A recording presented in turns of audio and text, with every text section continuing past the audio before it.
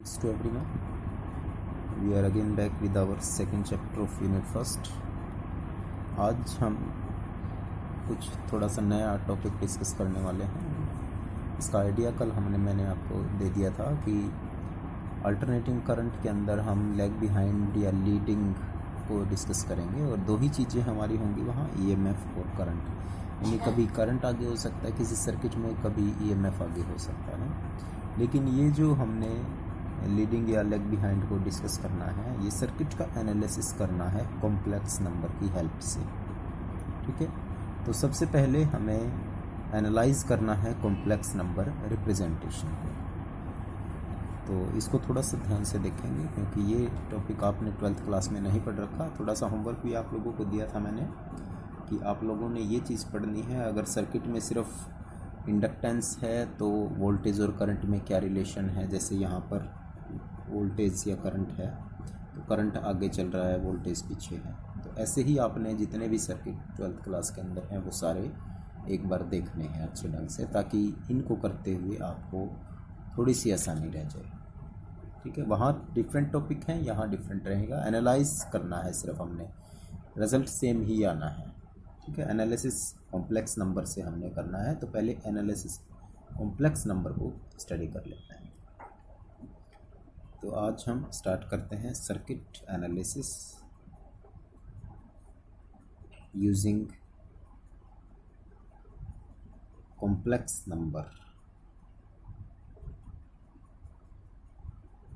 Representation.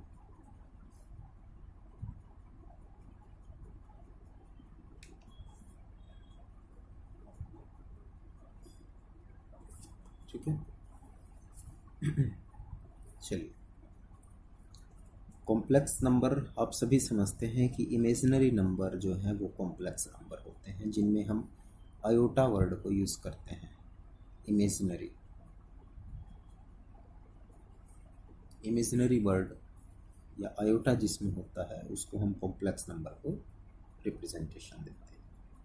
ठीक है, अब हम यहाँ पर इसको वेक्टर मेथड या कॉम्प्लेक्स नंबर मेथड से डिटरमाइन करते हैं सर्किट के अंदर करंट की value. There are two methods, namely vector method और complex number method to determine the current in AC circuit. तो पहले कॉम्प्लेक्स नोटेशन देखते हैं क्या है। सपोज करते हैं हमारे पास एक वेक्टर है B, this is the vector B. ठीक है, इस वेक्टर को हमने रिप्रेजेंट कर दिया है ओपी से। ओपी एक तरीके से इसकी डिस्प्लेसमेंट है या लेंथ है। ठीक है, यानी यहाँ से यहाँ तक वेक्टर बी है हमारा। अब इस वेक्टर बी के हम 180 डिग्री रोटेट कर जाते हैं लाइक दिस,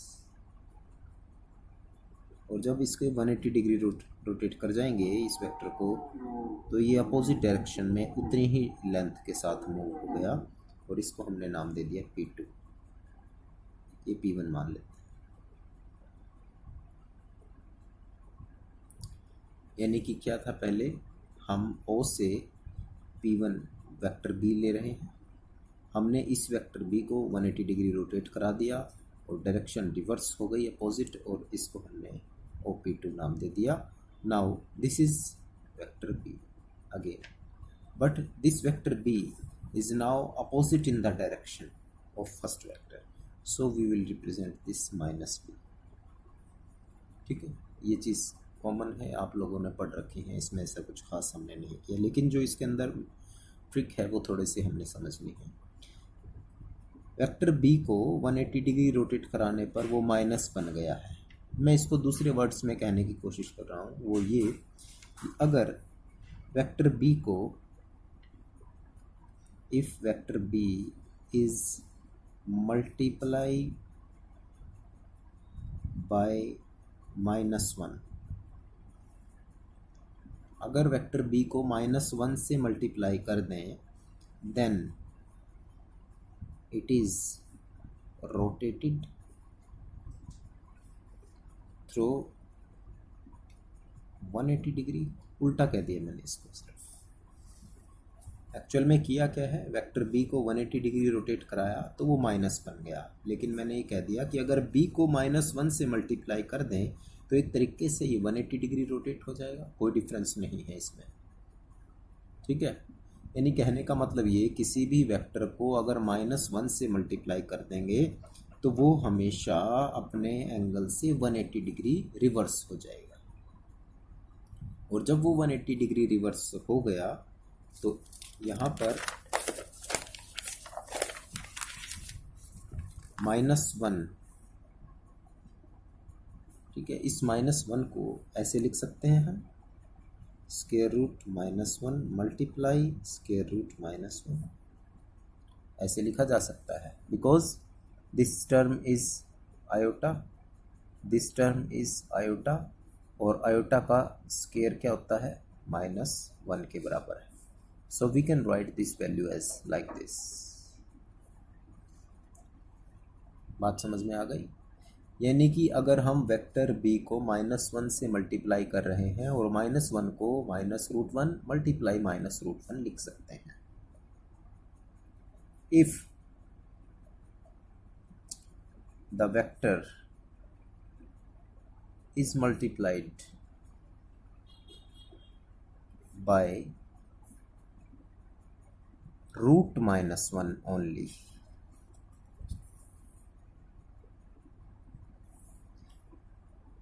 √-1 इंटू √-1 -1 बन गया था, यानी कि इतने से मल्टीप्लाई करें तो 180 डिग्री रोटेशन है, लेकिन सिर्फ एक से मल्टीप्लाई करें इसी से √-1 से तो कितना एंगल होगा, then it is rotated by 90 degree should be. जब दो बार इसको √-1 से कर रहे हैं तो -1 यानी कि 180 डिग्री रोटेट, लेकिन अगर एक बार करेंगे तो इसका मतलब कि ये 90 डिग्री होना चाहिए रोटेट। ठीक है, और जब ये 90 डिग्री रोटेट हो जाएगा तो हम ये कह सकते हैं कि now the vector is not real. अब वो वेक्टर रियल नहीं रहा, क्यों? क्योंकि हमने उसको कितने से मल्टीप्लाई कर दिया, √-1 से, और √-1 से मल्टीप्लाई करने पर वो एक इमेजिनरी वर्ड के साथ लिंक हो गया है, और जब वो इमेजिनरी हो गया तो रियल नहीं रहा। ठीक है, यहाँ हम √-1 को आयोटा नहीं लिख रहे, √-1 को रिप्रेजेंट कर रहे हैं, √-1 that is equal to vector j। ठीक है, वेक्टर j से हमने इसको मल्टीप्लाई कर दिया, this is multiplied by vector j। अब सिचुएशन क्या आ गई हमारे पास यहाँ पर कि ये वेक्टर था b and we have rotated this through 90 degree, और 90 डिग्री का मतलब एक बार √-1 से मल्टीप्लाई हुआ है, दो बार होता तो 180 हो जाता, लेकिन एक बार है, so this is j vector b। ठीक है, यानी कि अब की बार ये हमारा पार्ट एक तरीके से, ये तो रियल था और ये कैसा हो गया, कॉम्प्लेक्स। तो हमने वेक्टर को एनालाइज कर दिया है। क्या एनालाइज करा हमने वेक्टर को, कि अगर वेक्टर को √-1 से मल्टीप्लाई करें तो वो कॉम्प्लेक्स बन जाता है, क्योंकि √-1 एक इमेजिनरी नंबर है जिसको j से हमने रिप्रेजेंट कर दिया है। इसको दूसरे वर्ड में कहें तो अगर वेक्टर 180 डिग्री रोटेट रहता है तो वो रियल ही है, लेकिन अगर वेक्टर 90 डिग्री रोटेट होता है तो वो इमेजिनरी वेक्टर बन जाता है हमारा। तो यही चीज़ इसमें समझने की थी। तो अब आगे से आप इस चीज़ को ध्यान में रखेंगे कि जब भी हम कोई भी वेक्टर ले रहे हैं सर्किट एनालिसिस के अंदर और वो 90 डिग्री रोटेट हो रहा है तो इसका मतलब वो रियल से कॉम्प्लेक्स में चेंज हो रहा है। Is it I think clear to all of you? ठीक है, अब वेक्टोरियल रिप्रेजेंटेशन देते हैं। वेक्टोरियल रिप्रेजेंटेशन,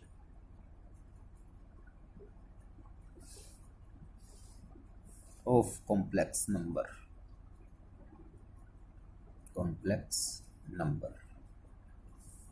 ठीक है। देख,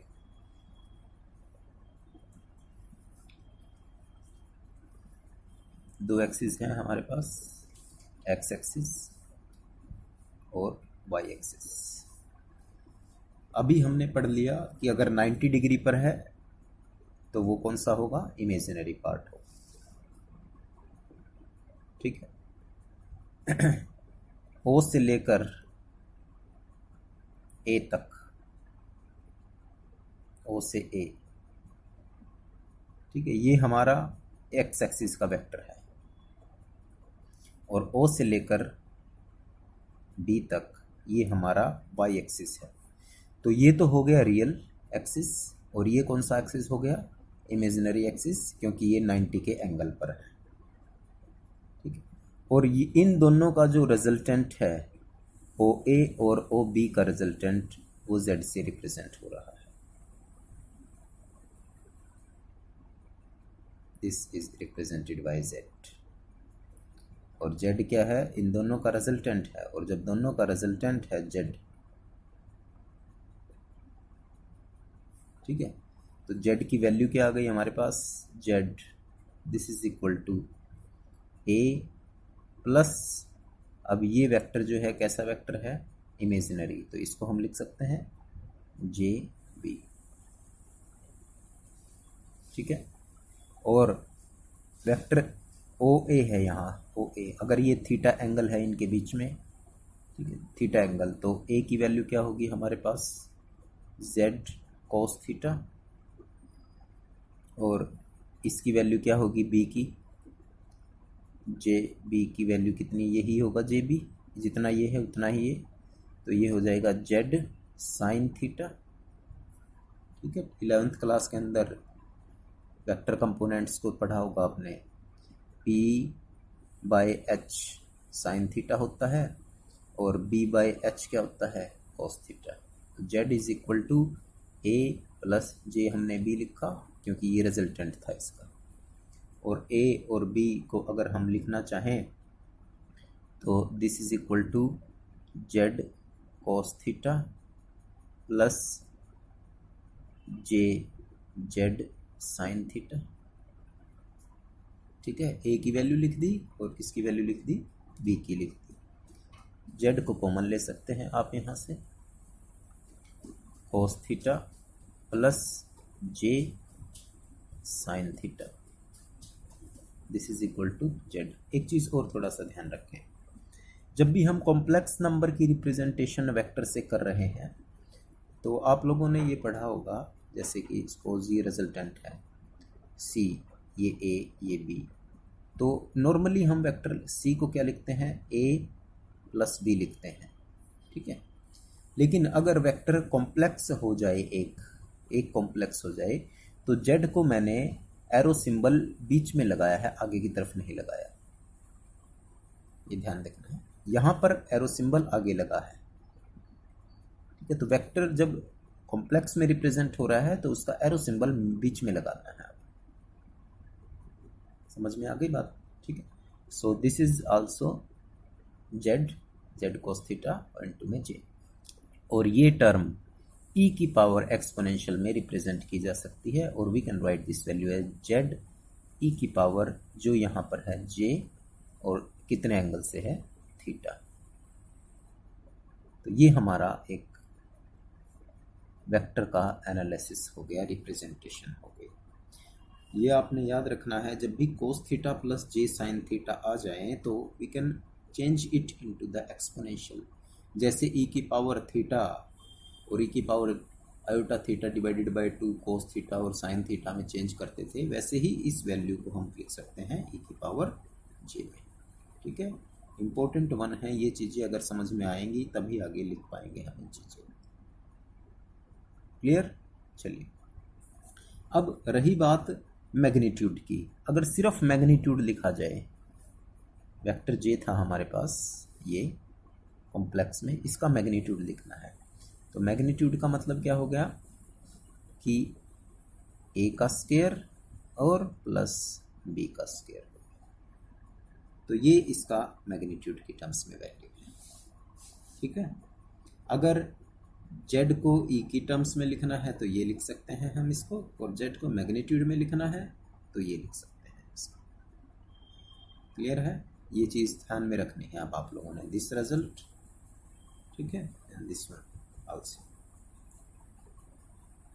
चलिए, ये तो हमारी रिप्रेजेंट हो गई z की।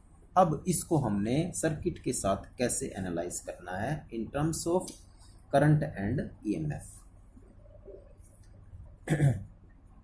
द अल्टरनेटिंग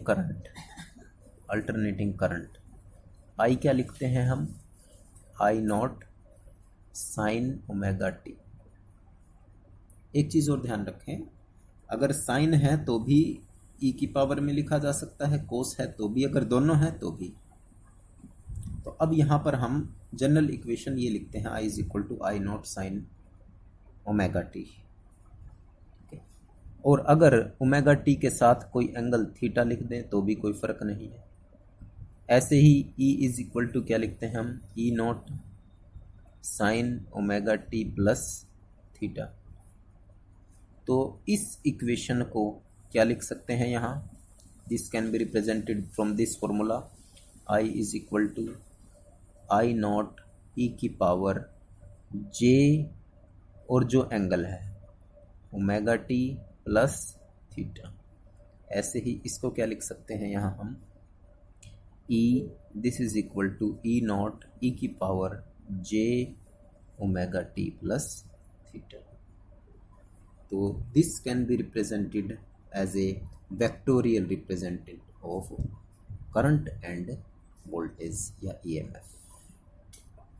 ठीक है, तो अब हम करंट को इस टर्म में रिप्रेजेंट नहीं करेंगे, vectorial representation using complex number हम लिखेंगे। तो ई की पावर जे में रिप्रेजेंट करना है। तो ये हमारा कुछ एक बेसिक था जिसमें हमने circuit analysis using complex number पढ़ना है हमें। ठीक है, अब हम टॉपिक्स पर आते हैं जो आपने 12th क्लास के अंदर पढ़ रखे हैं।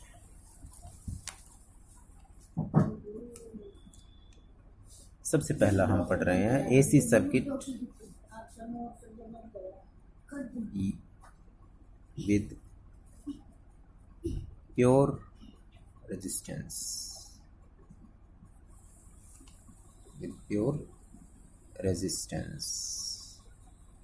ओनली। सिर्फ सर्किट में क्या है, एक रेजिस्टेंस है। ठीक है, कैसे, लेट अस से we have a circuit containing resistance, और इसको अब हमने EMF AC सोर्स, जो लास्ट आर्टिकल हमने डिस्कस करे हैं ध्यान रखना, उसमें EMF DC का था हमारा। ठीक है, जिसमें हमने LCR सर्किट पढ़ा, L के साथ C पढ़ा, C के साथ R और L और C ये। ठीक है, यहाँ पर हम EMF AC के लिए लगाएंगे ये। सो पहला सर्किट हम सिंपल सर्किट डिस्कस कर रहे हैं, AC circuit with pure resistance only. R लगा दिया और सोर्स ऑफ ईएमएफ ई, और e is equal to E naught e की पावर जे ओमेगा टी। ठीक है, ये हर बार यही लेकर के चलना है, ई की पावर जे ओमेगा टी। ठीक है, ये अब हमने वो नहीं लिखना है, क्या नहीं लिखना है, ई is equal to E naught sine theta. अब हमने उसको जे की टर्म्स में, कॉम्प्लेक्स की टर्म्स में रिप्रेजेंट कर दिया है। तो जैसे ही हमने सोर्स ऑफ ईएमएफ लगाया, सर्किट के अंदर करंट फ्लो हो रहा है, तो हमने ये देखना है कि ईएमएफ और करंट के बीच में क्या रिलेशन है। The instantaneous value of EMF is given by, वही जो ऊपर लिखी है, E is equal to E naught e की पावर जे ओमेगा टी। ठीक है, अब हमने इसको करंट में चेंज करना है, करंट में चेंज करना है। ठीक है, तो if I current in the circuit at any time,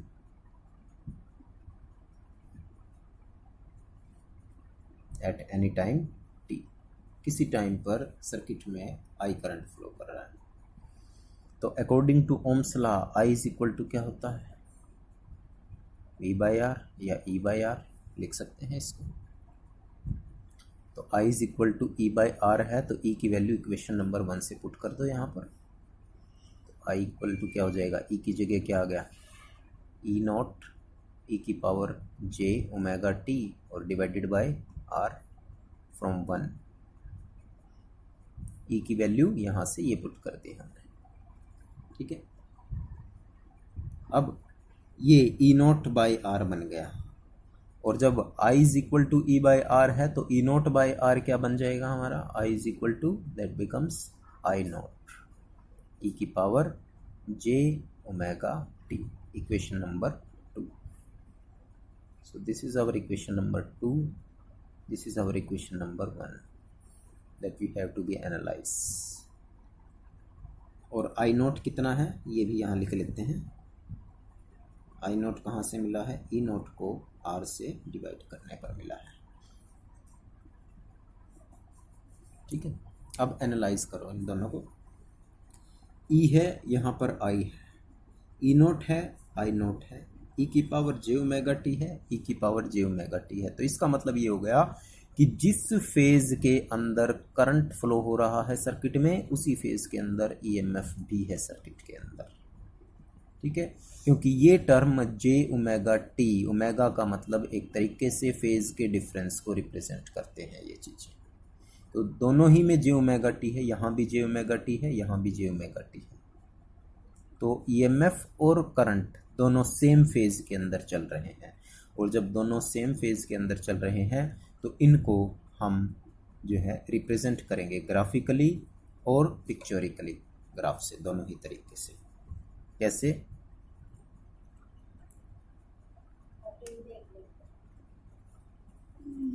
ये हमारा रियल एक्सिस हो गया, ठीक है, और this one is our imaginary axis, imaginary axis, clear. अब ई की वैल्यू रिप्रेजेंट करते हैं, लेट अस से ये फेज एंगल कितना है इसमें, ओमेगा टी से रिप्रेजेंट हो रही है ई, तो ये वैल्यू हो गई किसी एंगल ओमेगा टी पर, ये किसको रिप्रेजेंट कर रहा है, ई को रिप्रेजेंट कर रहा है। ई is equal to E naught e की पावर जे ओमेगा टी को, और यहाँ पर मान लेते हैं उसकी मैक्सिमम वैल्यू है, किसकी, ई और आई। देखो ये तो रियल एक्सिस रहेगा टाइम के लिए, और ये एक्सिस है ई या आई के लिए, और ये हम मान लेते हैं ई नॉट है, तो this is term is representing E not. अब दूसरी चीज, ई तो हमने रिप्रेजेंट कर दिया है, आई को देखें। अब आई नॉट का भी फेज क्या है, ओमेगा टी है, तो इसका मतलब एंगल तो यही रहना है, इसी के साथ मूव करेगा। लेकिन आई नॉट ई नॉट को डिवाइड करने से हमें मिल रहा है, ई नॉट को डिवाइड करने से मिल रहा है ये, और जब ये ई नॉट को डिवाइड करने से मिल रहा है तो आई नॉट की वैल्यू ई नॉट से कम है, तो हम यहाँ मान लेते हैं ये वैल्यू है किसकी, आई नॉट की। लेकिन फेज दोनों का सेम है तो लाइन सेम रहनी है दोनों की, ओमेगा टी ओमेगा टी। तो लेट अस से ई और आई है ये, तो this is the maximum value of i naught, ठीक है। I naught this is equal to E naught को डिवाइड करने से हमें मिला है, तो ये ज़्यादा होगा और ये कम रहेगा।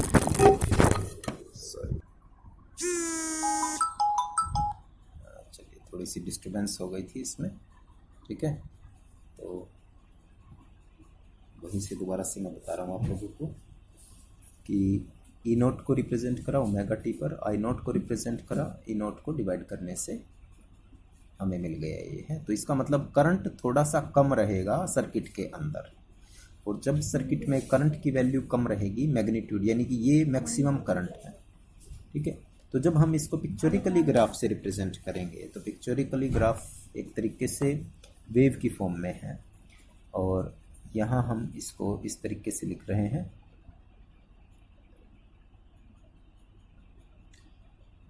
तो ये ए हमारा हो गया वेव ईएमएफ के लिए, ठीक है। दोनों सेम बनाना है, हो सकता है थोड़ा सा ऊपर नीचे हो गया हो। जितनी ये है वेव उतनी ही नीचे की तरफ होनी चाहिए, ठीक है। सो let us say this is representing maximum value, E के लिए है ये, this graph is for E, और ई की वैल्यू क्या है हमारे पास, ई नॉट ई की पावर जे ओमेगा टी। ये फेज एंगल पर चला गया, ठीक है। अब करंट भी उसी फेज एंगल पर है, ओमेगा टी पर है, तो करंट को भी हम बनाएंगे, लेकिन अब करंट का जो मैग्नीट्यूड है वो ई नॉट को डिवाइड करने से मिल रहा है, तो इसीलिए करंट को हम मैक्सिमम तो उसी पॉइंट पर करेंगे, लेकिन उतना ज़्यादा नहीं लेंगे जितना कि वो है। ऐसे ही नेगेटिव के अंदर भी वो कम वैल्यू तक अप्रोच करेगा।